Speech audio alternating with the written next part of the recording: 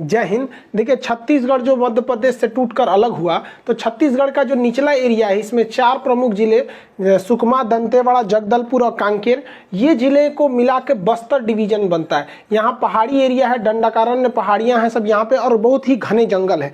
इन घने जंगलों में अप्रैल से जून का महीना जो पतझड़ का महीना होता है, तो इसमें पेड़ पौधों की पत्तियां गिर जाती हैं, जिससे हमारे सीआरपीएफ, कोबरा कमांडो जो आगे डिस्ट्रिक्ट फोर्स है, उनकी मूवमेंट पर नक्सली नजर रख सकते हैं और उन्हीं पर अचानक हमले करते हैं। इस बार भी ऐसा ही हुआ। हमेशा से पतझड़ के मौसम में उनके हमले बढ़ जाते हैं और इसमें 22 जवान शहीद हो गए, बहुत जख्मी हो गए थे। ऐसा हुआ था एक्चुअली 20 मार्च से ही हमारे सीआरपीएफ के कमांडो, कोबरा कमांडो जो वहाँ के डिस्ट्रिक्ट पुलिस है, उन लोग का एक संयुक्त जो ऑपरेशन चल रहा था वो 20 मार्च से ही चल रहा था। इसी में हमारे सैनिक जाते थे। एक्चुअली होता क्या है कि हमारे जो सैनिक होते हैं या कोबरा कमांडो, वो अटैक कब करते हैं सब, जब उन्हें सूचना मिलती है अपने मुखबिरों के द्वारा, या फिर वो रेडियो जो कम्युनिकेशन होता है उन्हें इंटरसेप्ट कर लेते हैं। तो रेडियो पे ही नक्सली भी बात करते हैं, ये लोग भी बात करते हैं, कभी कभी इंटरसेप्ट कर लेते हैं, तो उनकी सूचना मिल जाती है। तो हमारे कमांडो जो उन पर गए थे छापा मारने, बट वहाँ कोई मिला नहीं। तो लौटने के वक्त में इन लोग को ड्रोन जो थे, इनका जो ड्रोन होता है भारतीय, जो भारत के पास कोई भी ड्रोन अभी हमलावर ड्रोन नहीं है।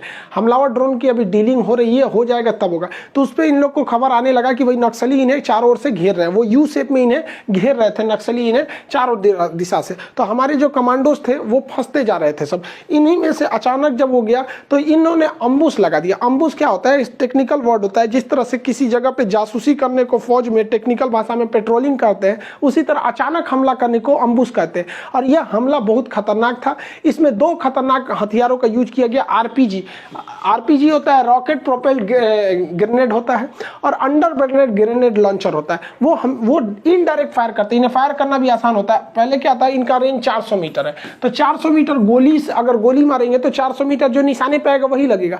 बट ये जहां जाता है 400 मीटर तो वहां जाता है, उसके बाद ब्लास्ट करता है। तो 11 मीटर के दायरे में तो जो रहेगा वो डायरेक्ट हिट करेगा। उसके बाद भी इसके स्प्लेंडर यानी इसके जो बाहर के छर्रे होते हैं उससे जख्मी हो जाता है कैसे नहीं। तो इसका प्रयोग किया गया, यही सबसे ज्यादा घातक पहुंचा है इस हमले में।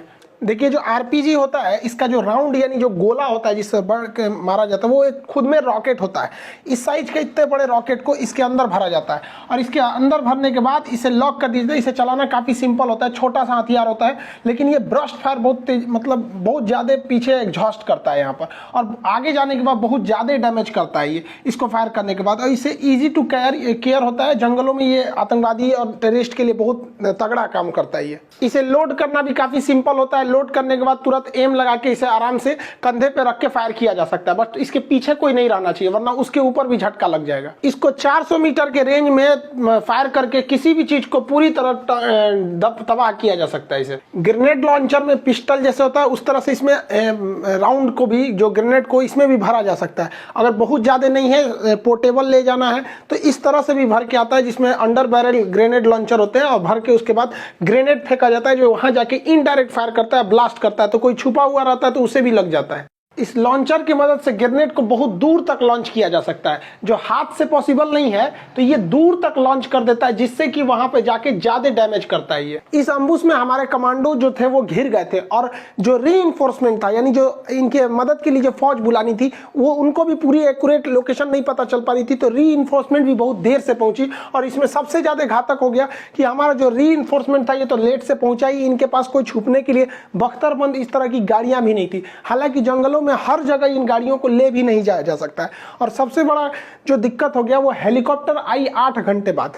अब सोचिए, सीआरपीएफ के पास अपनी हेलीकॉप्टर नहीं है, उन्हें एयरफोर्स से लेना है, तो एयरफोर्स से लेने में काफी ज्यादा पेपर वर्क करना पड़ता है। तो ये लोग कह रहे थे कम से कम हेलीकॉप्टर उड़ा भी देंगे ना, नक्सलियों के ऊपर एक मनोवैज्ञानिक दबाव बन जाता है कि हेलीकॉप्टर आ रहा है। तो सीआरपीएफ को खुद सरकार को एक्स्ट्रा हेलीकॉप्टर देने चाहिए, जो पर्सनली सीआरपीएफ के कमांडोज के लिए हो सकता है। जब चुनाव में इतने हेलीकॉप्टर घूमते हैं तो इनके लिए नहीं हो सकता यहाँ पे।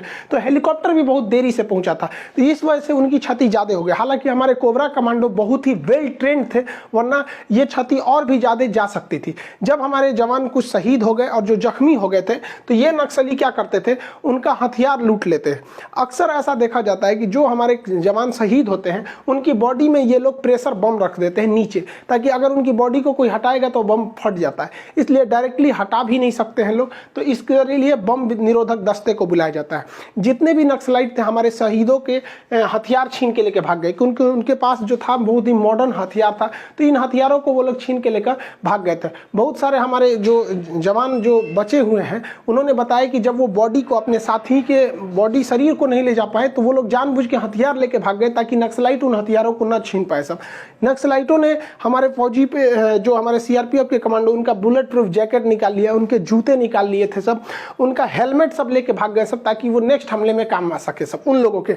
ऐसा सीआरपीएफ के मतलब वहां के लोगों का कहना है कि इतना हथियार ले गए हैं सब कि वो इतने बड़े बड़े और 4-5 हमले को अंजाम दे सकते हैं इन्हीं लूटे हुए हथियारों के दम पर। इस घटना से सीख लेते हुए हमें यह करना चाहिए कि जो भी नक्सली ऑपरेशन में जा रहे हैं हथियार, उन हथियारों के अंदर जीपीएस सेटिंग को लगा के रखना चाहिए, ताकि अगर नक्सली उन हथियारों को लूट के लेके जाते भी हैं तो उनमें एक बात का खतरा रहे कि हम ट्रेस हो रहे हैं। इससे हम अपने हथियार को भी रिकवर कर सकते हैं और साथ ही साथ उन नक्सली जो भाग रहे हैं उनके लोकेशन को भी ट्रेस कर सकते हैं।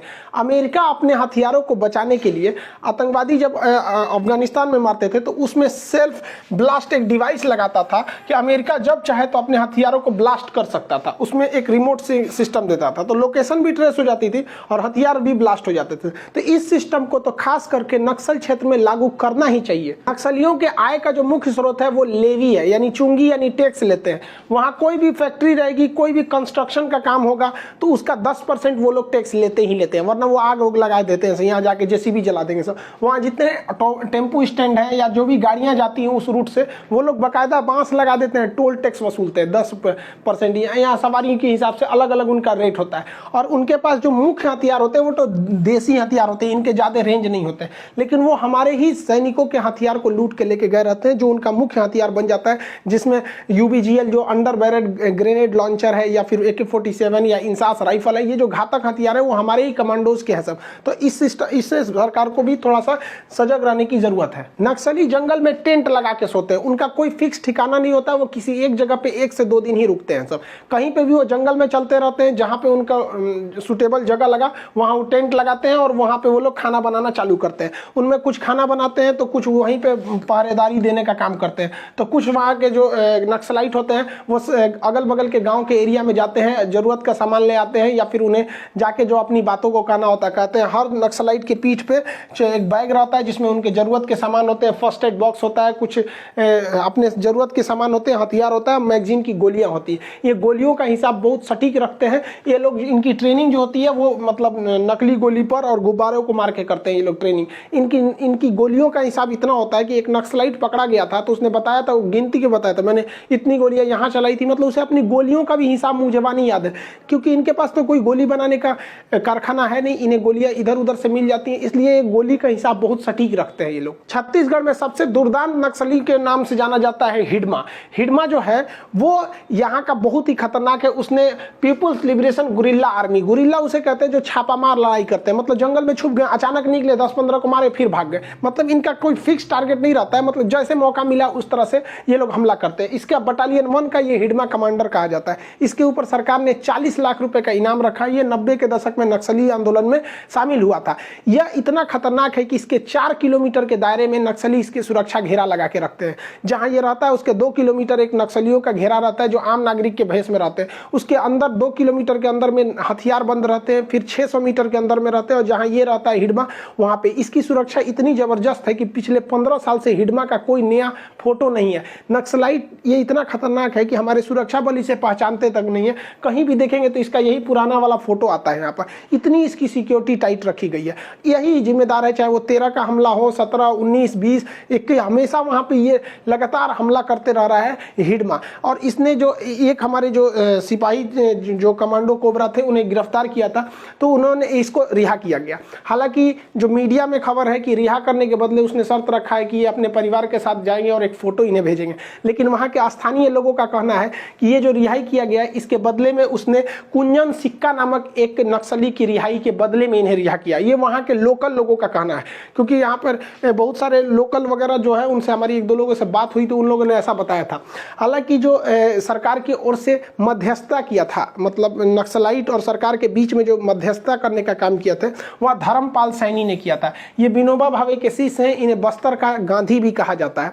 इन्होंने ही मध्यस्थता किया था और नक्सलाइटों ने जनता अदालत लगाई थी, वहाँ हजारों लोग गाँव वालों की उपस्थिति में इनको रिहा किया गया था।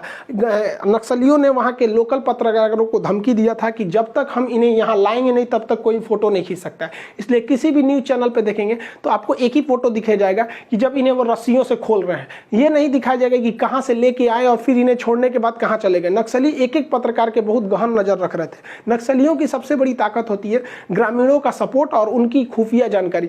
इनके पास खुफिया जानकारी बहुत ज्यादा रहती है। ये जो होते हैं ग्रामीणों से बहुत ज्यादा अटैच में रहते हैं। नक्सलियों की पृष्ठभूमि को देखते हैं आखिर ये नक्सल शुरू कब हुआ। 60 के दशक में भारत में किसानों की दुर्दशा बहुत ही दयनीय हो गई थी। भारत में जो बाल मजदूर हैं, बेरोजगारी की समस्या अपने चरम सीमा पर थी और इसी सब के बीच में जो कॉन्ट्रैक्टर थे वो गरीब मजदूरों पे बहुत ज़्यादा अत्याचार करते थे। इसी सिलसिले में दो प्रमुख कम्युनिस्ट विचारधारा के, कम्युनिस्ट पार्टी के दो प्रमुख नेता थे, कानू सन्याल और चारू मजुमदार। इन लोगों ने 1967 में इस आंदोलन को उग्र रूप दे दिया और जैसे ही इन लोगों ने उग्र रूप दिया ये बहुत विकराल रूप लेता गया और ये दार्जिलिंग, पश्चिम बंगाल के दार्जिलिंग जिला है, उस दार्जिलिंग जिला में एक गांव है नक्सलबाड़ी, वहां से यह उग्र आंदोलन चालू हुआ था। यह आंदोलन केवल और केवल भ्रष्टाचार के खिलाफ था, भारत में जो असमानता हो रही थी उसके खिलाफ था। वर्तमान में नक्सल आंदोलन जो है यह कम्युनिस्ट का ही एक रोल है, यह अपने खुद के रास्ते से भटक गया है। लेकिन इसकी एक ही है कि भैया ये सरकार के साथ ये कहते हैं कि समानता का भाव रखें। भारत में असमानता किस तरह है आप बस इस बात से अंदाजा लगाइए कि भारत में एक और तो इतने अमीर लोग हैं कि टोटल भारत का 73% पैसा केवल 1% लोगों के पास है। यानी भारत की केवल 1% ऐसी आबादी है जो कुल पैसे का 73% उन्हीं के पास रहती है। उनके पास हर सुख सुविधाएं हैं, ये भारत का ही सीन है। उनको छुट्टियां मनाने के लिए है, एक से एक रेस्टोरेंट है, पैसा है, बहुत है।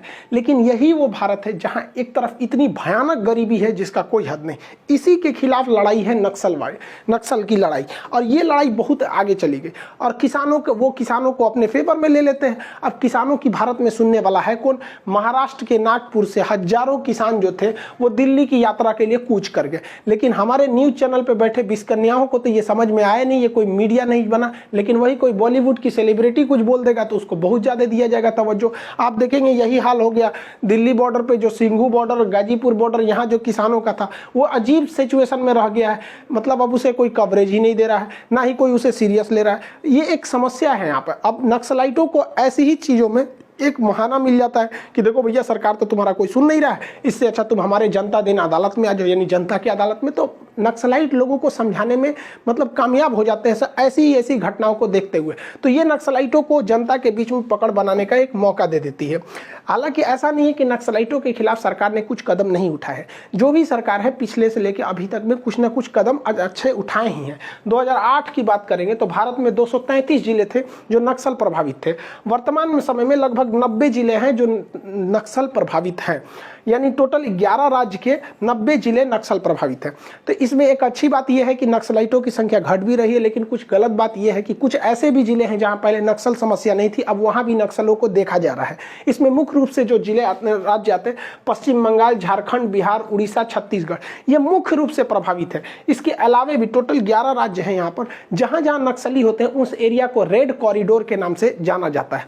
तो ये अब एक अर्बन नक्सल शब्द आया है। वो अर्बन नक्सल का मतलब होता है वैचारिक रूप से, जैसे ये यहाँ पे तो हथियार रूप से ये लोग लड़ाई करने लगते हैं, तो वहाँ वैचारिक एक इन लोग को सपोर्ट मिल जाता है कि सहानुभूति के तौर पे कि मतलब गवर्नमेंट अगर गरीबी नहीं दूर करेगी तो ये भी एक तरह से कहिएगा कि अगर असमानता नहीं रहेगी तो ये बस्तर वगैरह वाले एरिया में बहुत ज़्यादा असमानता है। अब ये नक्सल समस्या कितना खतरनाक है, जब मनमोहन सिंह प्रधानमंत्री थे तो उन्होंने कहा था कि देश के लिए सबसे बड़ी चुनौती नक्सल समस्या है।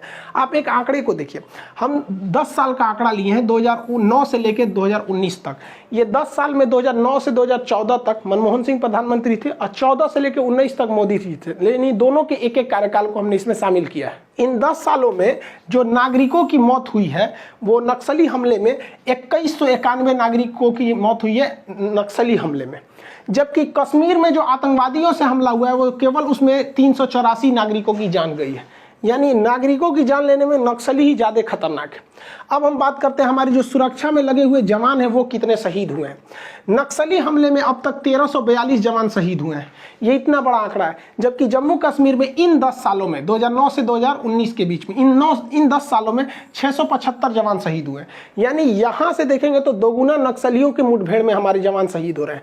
बात करते हैं हमलों की, तो नक्सलियों ने इन 10 सालों के बीच में 2045 हमले किए हैं, जबकि जम्मू कश्मीर में जबकि उसको पाकिस्तान का खुलेआम समर्थन है वहां 1850 है। अगर आप देखेंगे तो नक्सली जिसे आप इग्नोर कर रहे हैं किसी भी तौर पे अगर देखेंगे तो हमारे यहाँ पे टॉप प्रायोरिटी लिस्ट में भी नक्सली समस्या नहीं है। अगर हमले ना हो नक्सली के इतने बड़े बड़े तो लोग भूल जाएंगे भारत में नक्सली समस्या भी है। जबकि आप रियलिटी देखिए, जम्मू कश्मीर से ज्यादा खतरनाक यहाँ पर हो रहा है, लेकिन इसे मीडिया उतना तवज्जो नहीं देती है जो